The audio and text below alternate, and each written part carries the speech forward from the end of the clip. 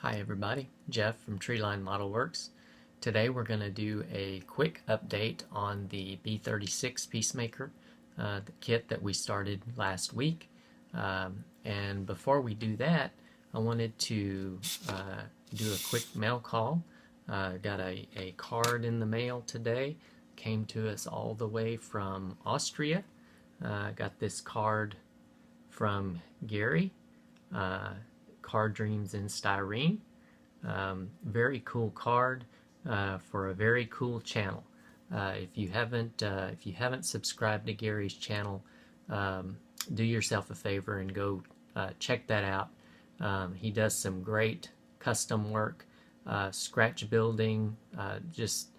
Some of his builds are just amazing, and you can see one of them there on the front of his card. But thank you very much, Gary, for the card.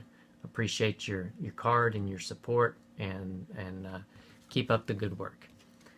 All right, well, let's get the camera flipped around and we'll show you some of the work that we've gotten done this past week on the B-36. Okay, first off, we'll show the work that we've gotten done on the fuselage. This is the right half of it. So as you can see here, right in here, if I can find myself, it's the weather observers table that we've got put in there, and then we've got the yoke sights. There's two of those on each side, and then the pedestal sights down below, and there's one of those on each side. And then we've gotten the this will be the bomb bay area here, painted in the interior green, as well as the cockpit area. So that's the right hand side, and then the left hand side is pretty similar. We've got the navigator's table here that's been put in, and again, of course, the yoke and the pedestal sights and the green on each side of the fuselage. Okay, up next here we've got the this is the nose landing gear well that we got painted in the interior green, and then the forward landing gear, got that all painted and assembled, put together. And then if we flip it over, we have got the one of the bulkheads there installed. It's a interior green, and then we did a little bit of detailing. We'll see if we can pull it up here. You can see a little bit of the flat black and a little bit of kind of a metallic gray, just to hit some of the accents, and then got of course some seats there, just painted flat black, and the cushions were painted olive drab. You can see my paint crackled on me just a little bit there, but we're not going to worry about that too much. And then we've got four other seats here in the forward section. And so this will go up into the nose, and then with the landing gear. So there's that part, and then we have the cockpit section that we've gotten done. I'll zoom that out for just a minute. Got our pilot and co-pilot there in the front. And then we've got the, I believe that's one of the flight navigators there, flight engineers rather. And this kit actually had two flight engineers, but the way everything goes together, there was no way to get both of them in there I really had to work to get the one this guy in, and there was no way the other guy was going in without me getting an engineering degree myself. So we just decided we'll only have one flight engineer on this particular flight. Not sure how much of the cockpit detail you're going to be able to see. I'll zoom it in just a little bit. See a little bit of detail there on the center console between the pilot and the co-pilot. You can almost see the flight sticks there, and you really can't see there was a decal for the instrument panel in front of them, and I was actually able to get that on.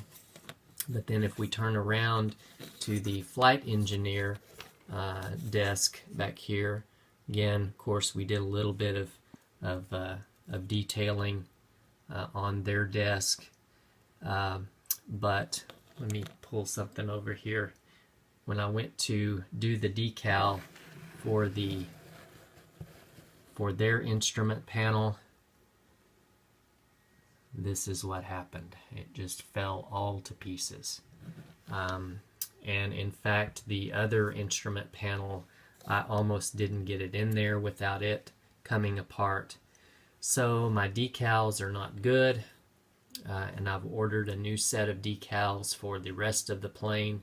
But what I did for this instrument panel back here is I found a photo of it online, printed it out, or sized it down to about the right size, printed it out, cut it out of a piece of paper, and then just glued it in there, and then painted some Elmer's white clear glue over it, and it'll do.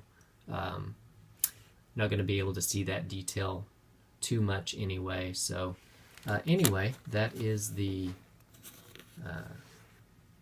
cockpit detail,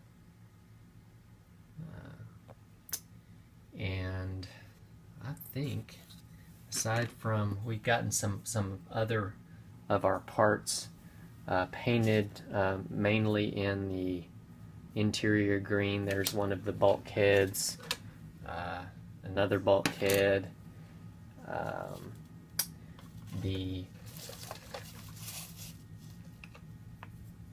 these are the bomb bay doors. I'll talk about those in just a few minutes.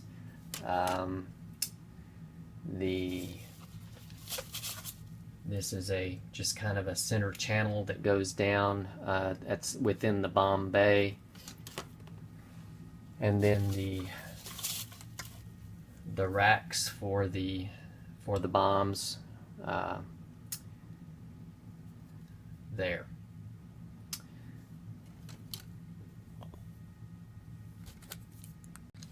So we've gotten a good bit done over the past week. A lot of painting, not a lot of assembly work, but just a lot of detailing and so forth. And so what I've decided on this particular kit is it can be built as either a bomber, which is the B-36, and then or you can build it as a reconnaissance plane, which is the RB-36.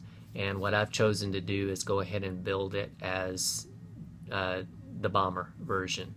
So the bomb bay doors will be closed on it because the only bombs that this particular kit comes with are flash bombs, which were used for the cameras on the reconnaissance plane.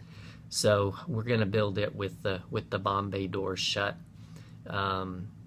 And I've ordered a new set of decals, as I mentioned before, and I think the markings that we're going to use for this one is actually for a plane out of Carswell Air Force Base in Fort Worth, Texas, and so we'll get to that as we go along. But so far, it's been a very fun build. I haven't had too many fit issues. As I mentioned, couldn't get one of the flight engineer figures in there, but that's okay. But so far, we're having fun with it, and just look forward to building some more and getting some more updates out there. So anyway, I hope the rest of you have a great rest of your Sunday. Please be safe. Have a great week coming up, and we will see you next time around. See you later. Bye.